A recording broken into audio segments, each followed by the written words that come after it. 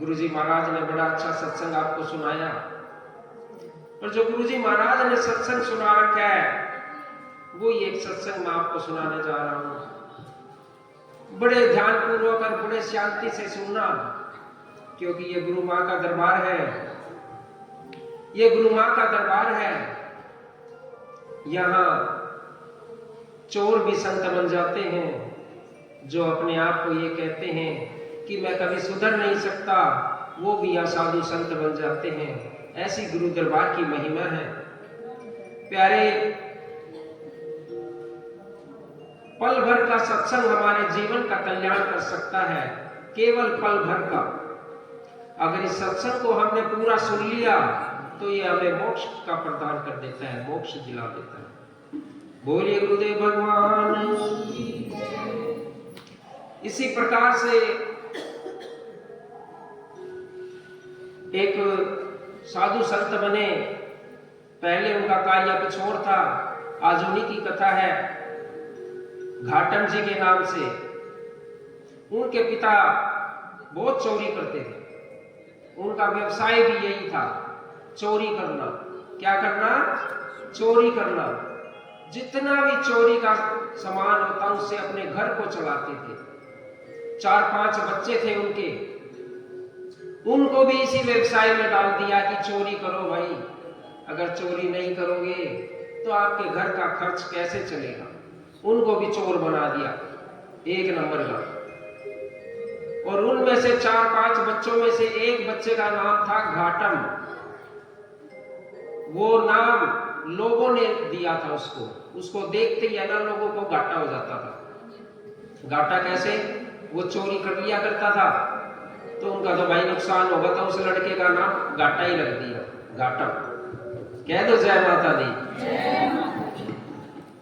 तो भाई वो खूब चोरी करने लगा, बहुत आनंद आ गया, बच्चे भी चोरी करना सिखा दिए। तो एक दिन अंत समय आया उस व्यक्ति का जाने का इस संसार से।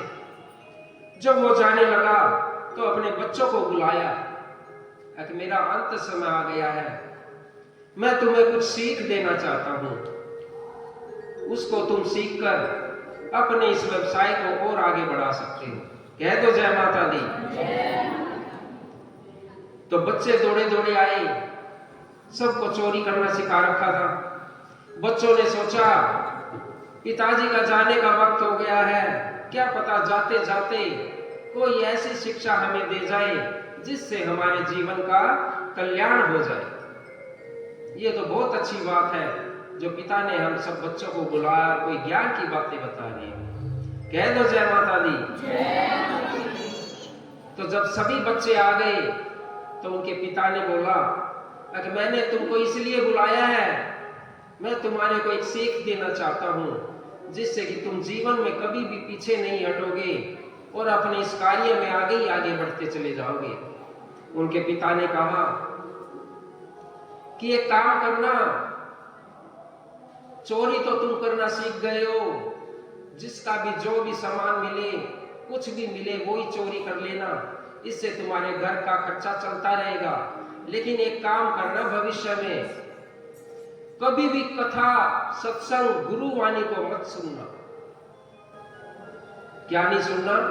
ना तो किसी सत्संग को सुनना है, ना किसी कथा को सुनना, ना किसी गुरुवाणी को सुनना है। अगर ये सुन लिया ना तुमने तो तुम चोर नहीं साधु संत बना देती है।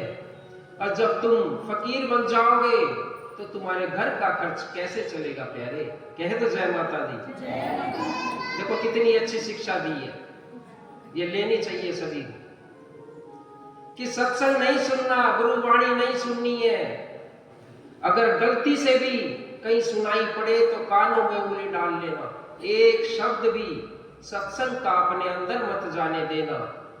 अब पिताजी हमारा तो कार्य ऐसा ही है, पीछे पुलिस पड़ जाती है, हमें लोग पकड़ने के लिए भाग पड़ते हैं, हम भी भाग पड़ते हैं, और कहीं पर भीड़ आ जाती है या सत्संग चल रहा है, कथा चल रही है, वहां से गुजर रहे हैं, तो ऐसा कैसे हो सकता है कि एक शब्द भी हमारे कानों में ना जाए। कि उसका इलाज है प्यारे कि अपने कानों में उंगली डाल लेना, और जहां तक सत्संग की आवाज जाए अपने कानों से उंगली मत निकालना, क्योंकि एक सत्संग का एक शब्द भी तुम्हें बदल देगा।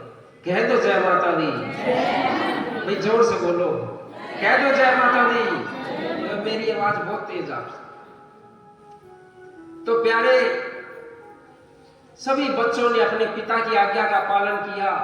जहां पर सत्संग, कीर्तन, भक्ति का कोई भी कार्य होता है उससे कोसों दूर चले जाते। लेकिन चोरी करना उनका व्यवसाय था, खूब चोरी करते, अपने घर का खर्च खूब चलाते। लेकिन समय का अभाव देखिए, एक दिन चोरी कर भाग रहा था और कुछ लोग उनके पीछे पड़ गए उसको पकड़ने के लिए। घाटम के पीछे पड़ गए और घाटम भागता भागता एक भीड़ की तरफ चला गया जहां पर सत्संग हो रहा था। और जब सत्संग की आवाज सुनी तो पिता की वो बात याद आ गई। पिता ने बोला था सत्संग को नहीं सुनना। कानों में उंगली देकर भागने लगा और भागते भागते, भगवान की कृपा देखिए कैसे होती है, भागते भागते सत्संग के पंडाल से गुजर रहा था। तभी उसके पांव में एक बहुत बड़ा कांटा लग गया, जो कांटा नीचे से चुभा और उसके पांव के ऊपर निकल गया। इतना तेज भयंकर दर्द हुआ, जोर से चिल्लाया घाटम कि मर गया, और उसके कानों से उंगली हट गई और सत्संग की वाणी चल रही थी। सत्संग की वाणी चल रही थी। गुरुजी महाराज बता रहे थे, जब तक उसने वो कांटा निकाला अपने पांव से, कुछ पल के लिए जो सत्संग की वाणी जो गुरुजी महाराज बता रहे थे वो उसके कानों में पड़ी, क्योंकि कान उसको खोलने पड़े जब कांटा निकालने के लिए। तो गुरुजी महाराज बता रहे थे कि जो भगवान है ना, जो ये देवता है, ये व्यक्तियों से, इन मनुष्य से अलग होते हैं। इनकी कभी परछाई नहीं होती, ये जमीन पर पांव नहीं रखते हैं, ना ये पलक झपकते हैं। उनके गले में जो माला होती है वो कभी भी मुरझाती नहीं है, हमेशा ताजे फूल की तरह खिली रहती है। इनके शरीर से कभी दुर्गंध नहीं आती, पसीना नहीं आता। ये 4-5 बातें उसके कान में पड़ी और फिर पिता की याद आई, कांटे का दर्द कम हुआ और तुरंत कानों में उंगली डालकर कथा पंडाल से भाग गया। कह दो जय माता दी। तो प्यारे, नगर में चोरी बढ़ती गई, चोरों का आतंक बढ़ गया।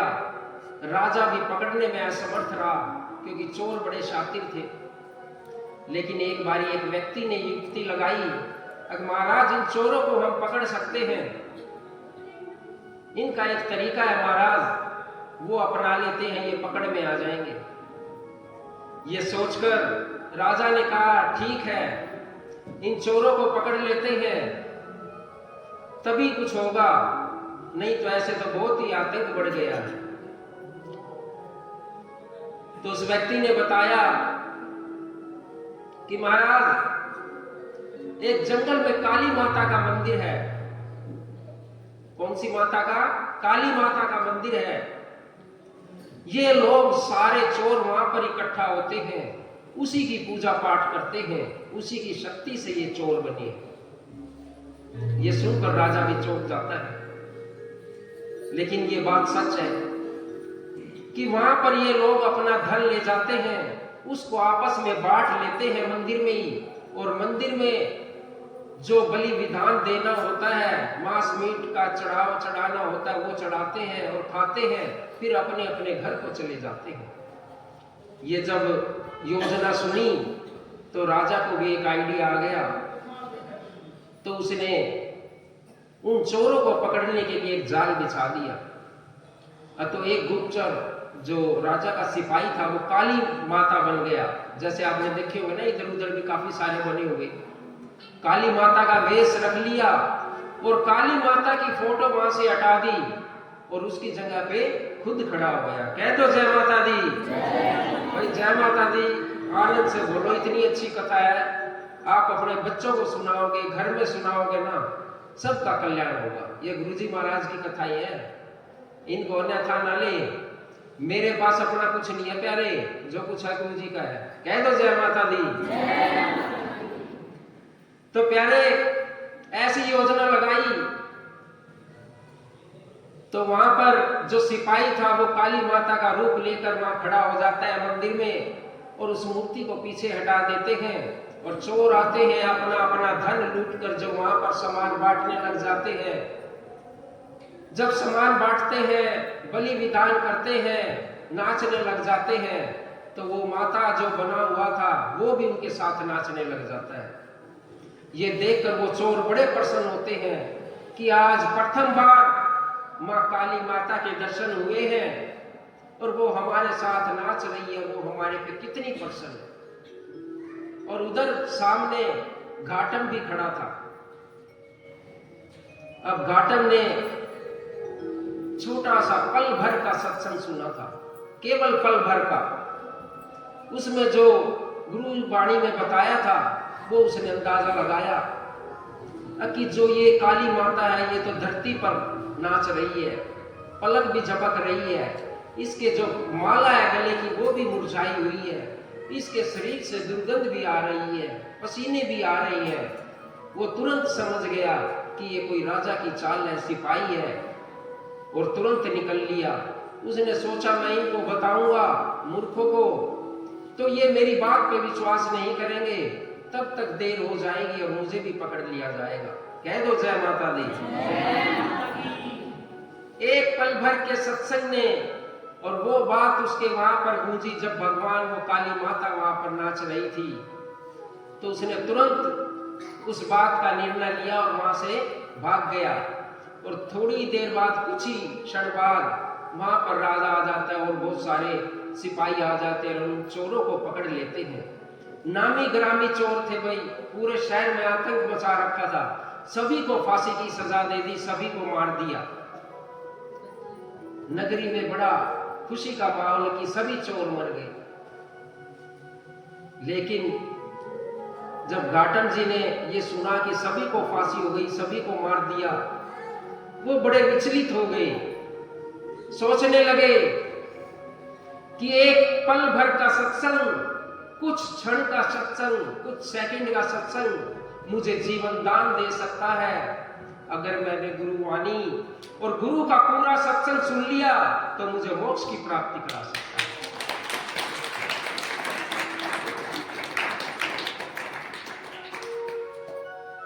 घाटम जी को वेदना लग गई कि मुझे ये सत्संग सुनना है, मुझे ये कथा सुननी है, ये गुरु अमृत वाणी सुननी है। उसकी फिराक में घूमने लगा और चोरी उसका व्यवसाय था, चोरी तो वो करता ही रहा प्यारे। लेकिन एक दिन रात को जंगल में गया, एक महाराज जी अपनी कुटिया में बैठे थे और जब कुटिया में बैठे थे तो उसने दरवाजा खटखटाया घाटम जी ने, खोलो महाराज। महाराज जी ने सोचा इतनी रात को 1 बजे 2 बजे का समय होगा, कौन आ गया? तो देखा बाहर एक व्यक्ति है, दरवाजा खोला, अंदर बिठाया। अब महाराज जी मुझे कथा सुनाओ, गुरु वाणी सुना दो। महाराज जी बड़े परेशान हो गए कि रात के 2 बजे इसको गुरु वाणी कहां से सुनाओ? अब महाराज मैं हूं घाटम, मैं चोरी करता हूं, डाके डालता हूं, मर्डर करता हूं, लेकिन आप मुझे सत्संग सुना दो, गुरु वाणी सुना दो, मेरा इसी में कल्याण हो जाएगा। उसको वेदना लग गई कि जब कुछ क्षण का सत्संग मेरे को जीवन दान दे सकता है, पूरी गुरु वाणी तो मुझे पता नहीं क्या दे जाएगी प्यारे। और जब महाराज ने देख लिया कि ये मानेगा नहीं और सत्संग इसको समझ में नहीं आएगा, कथा इसको समझ में नहीं आएगी, तो प्यारे एक काम कर ले, 4-5 नियम दे देता हूं, उन्हीं का स्मरण कर ले, भगवान की प्राप्ति हो जाएगी। कह दो जय माता दी। महाराज जी ने जय माता की जय। चीटों से मन की मैल कटती, चीटों से मन की मैल धुलती, चीटों से मन की मैल धुलती, चोरों से साधु होते देखे दरबार में।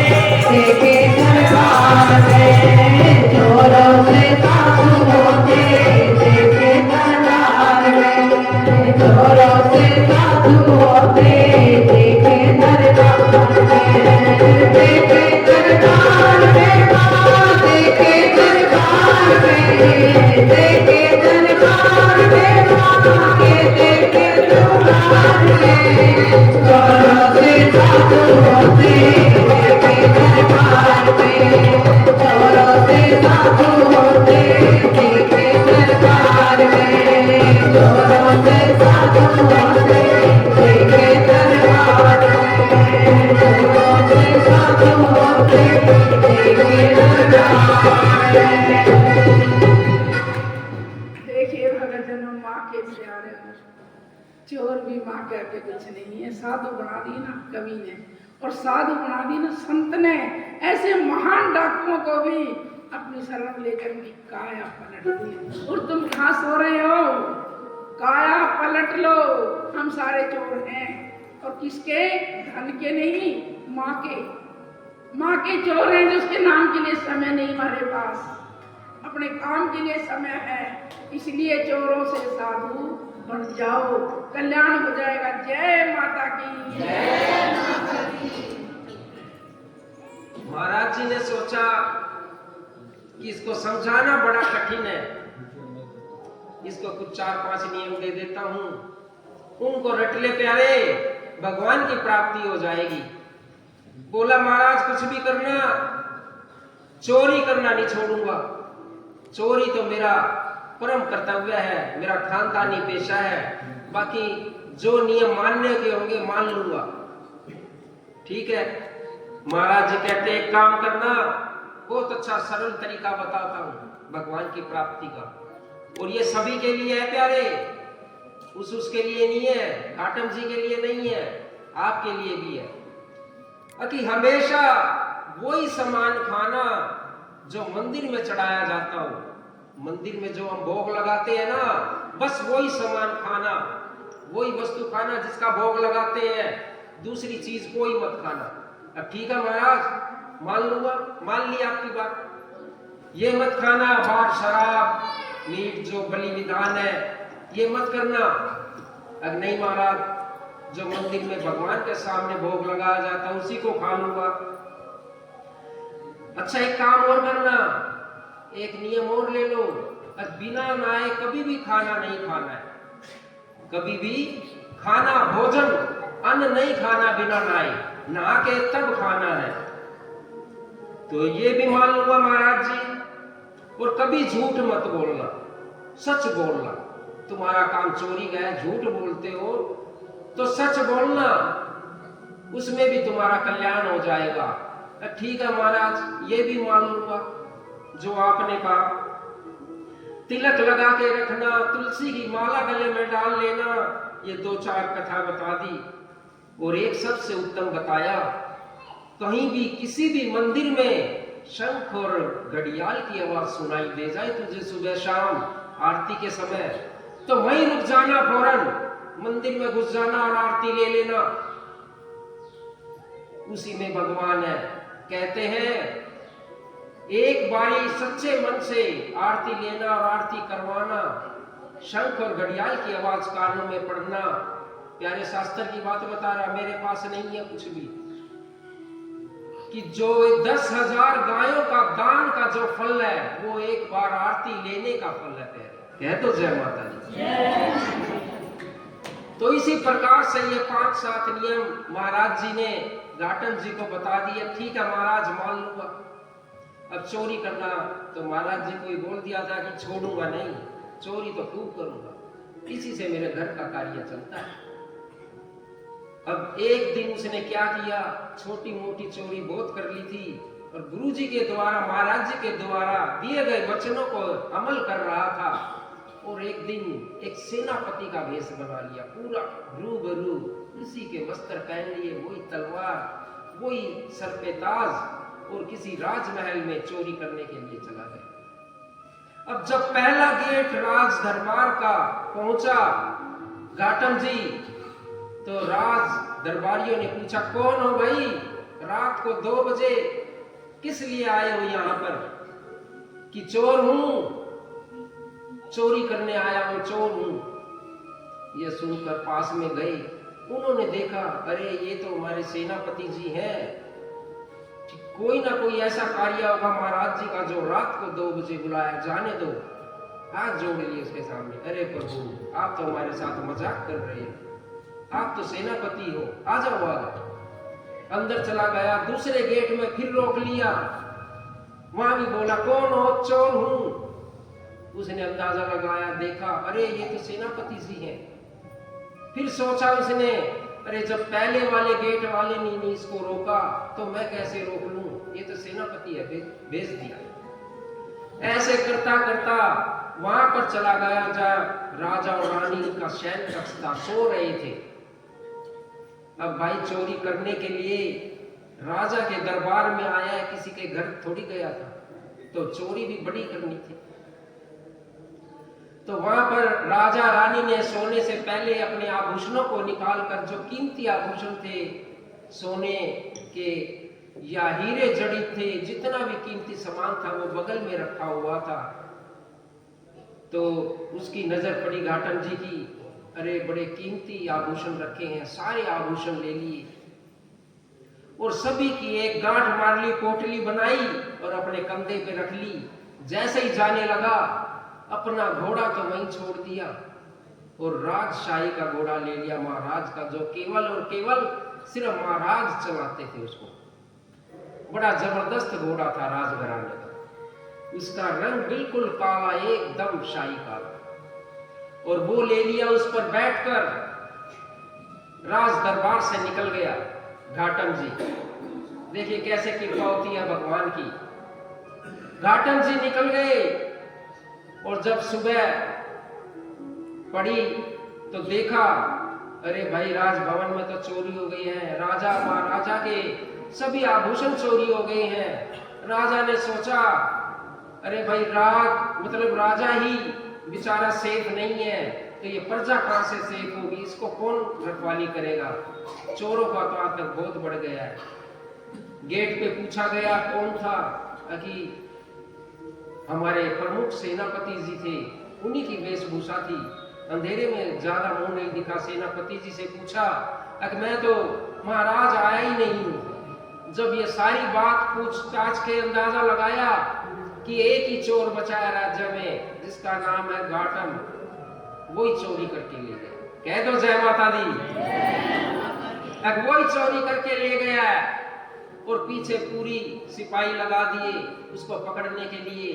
सारी रात घूमते रहे, सुबह हो गई। सुबह जंगल में एक मंदिर था, वहां पर जैसे ही शंख और घड़ियाल बजे, घाटम जी घोड़े पे जा रहे थे, तुरंत रोक लिया, क्योंकि महाराज जी ने बोला था ये 4-5 चीजें, इनका नियम मत तोड़ना, चाहे कुछ भी हो जाए, चाहे जान चली जाए, पर नियम को मत तोड़ना। अब उसने देखा मंदिर के अंदर घंटियां बज रही है, शंख बज रहा है, तो रोक लिया, क्यों ना मैं आरती ले लूं। गुरुजी ने भी, महाराज जी ने भी बोला था कि आरती करनी चाहिए, इसमें भी बड़ी ताकत है। और जैसे ही मंदिर में गया, इतने में सब सिपाही आ गए पीछे से और उसको पकड़ लिया। सारा सामान मौके पे मिल गया जो राजा रानी का था। इतने में राजा भी आ गया। अब जो काले रंग का घोड़ा महाराज का चुराया था, वो भगवान जी ने सफेद रंग का कर दिया। कैसा कर दिया? सफेद रंग का, बिल्कुल। जब सारा सामान मिल गया, राजा भी वहीं खड़ा हो गया और सारी चीज व्यवस्था देखी, और जब अपना घोड़ा देखा तो घोड़ा तो ये मेरा है, मेरा काले रंग का घोड़ा, पर ये सफेद कैसे हो गया? घाटम जी से पूछा, प्रभु मैंने गुरुजी से गुरुवाणी ली थी, उन्होंने मुझे 4-5 नियम दिए थे, मैंने उनको मान लिया। जब मैं मंदिर के अंदर गया, भगवान जी के हाथ से किरण निकल के आती है, इस घोड़े का रंग काले से सफेद कर देती है, सिर्फ मुझे बचाने के लिए। कह दो जय माता दी।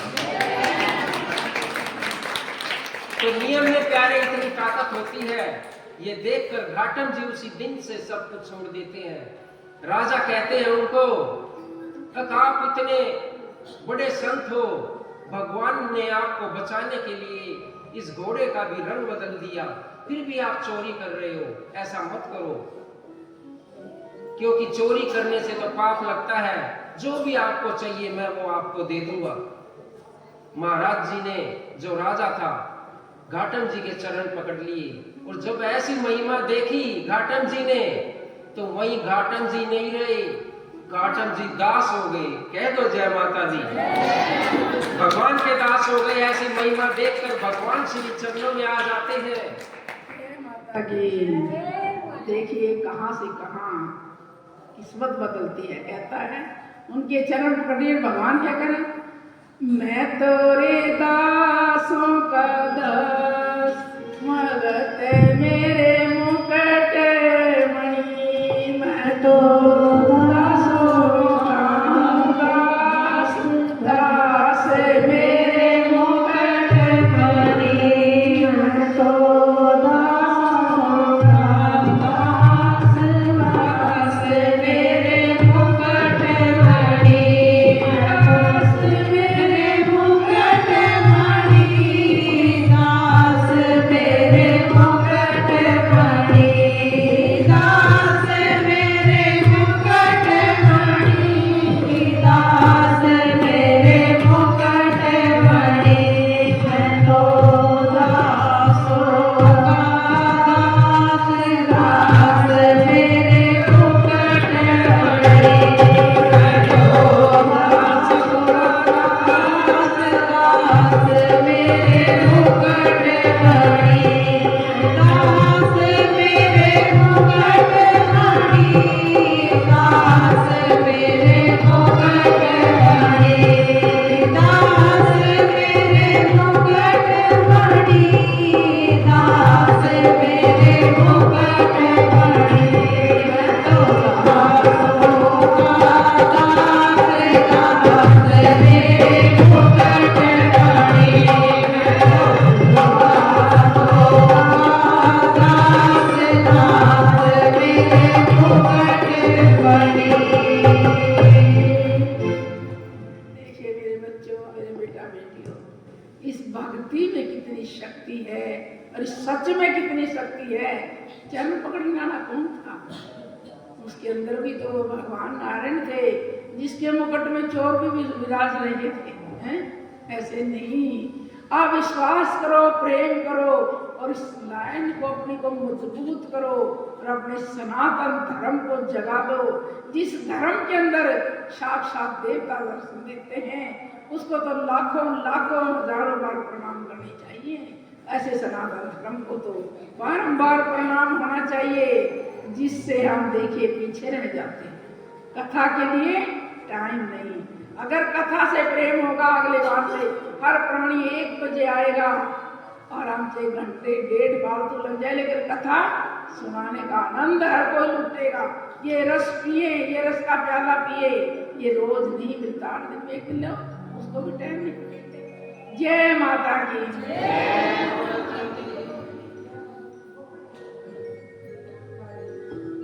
जब राजा ने घाटम जी के चरण छुए, ये देखकर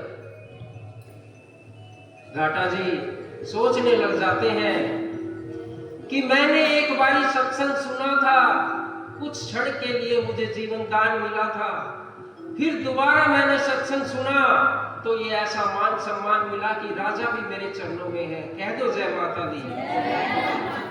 और उसी समय भगवान श्री के चरणों में लेट जाते हैं और क्षमा याचना मांगते हैं। जब तेरे इतने से छोटे से सत्संग में इतना बड़ा आनंद है, तो ये जो भगत लोग तुम्हारी आराधना करते हैं, ये आनंद मुझे दे दो प्रभु। और इस आनंद के लिए वो भजन मैं करता रहूं गुणगान, मुझे दो ऐसा वरदान, मैं करता रहूं गुणगान, मुझे दो ऐसा दो वरदान, मैं करता रहूं गुणगान, मुझे दो ऐसा वरदान, मैं करता रहूं गुणगान,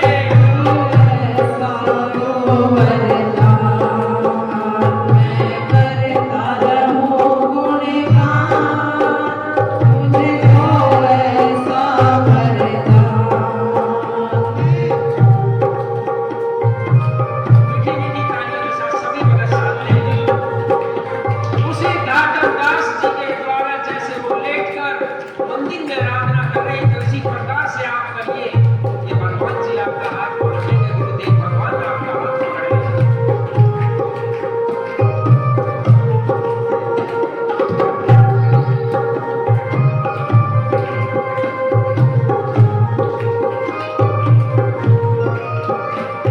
तेरी दया से मेरे भगवन मैंने ये दर्शन पाया। तेरी दया से मेरे भगवन मैंने ये दर्शन पाया। तेरी सेवा में बाधाएं डाले जग की वो माया। तेरी सेवा में बाधाएं डाले जग की मोह माया। मैं फिर भी अर्ज करता हूँ, मैं फिर भी अर्ज करता हूँ, हो सके तो देना ज्ञान। मैं करता रहूं गुणगान, मुझे दो ऐसा वरदान। मैं करता रहूं गुणगान, मुझे दो ऐसा वरदान। तेरा नाम ही लेते लेते तेरा नाम ही लेते लेते इस तन से निकले प्राण। मैं करता रहूं गुणगान, मुझे तो ऐसा वरदान।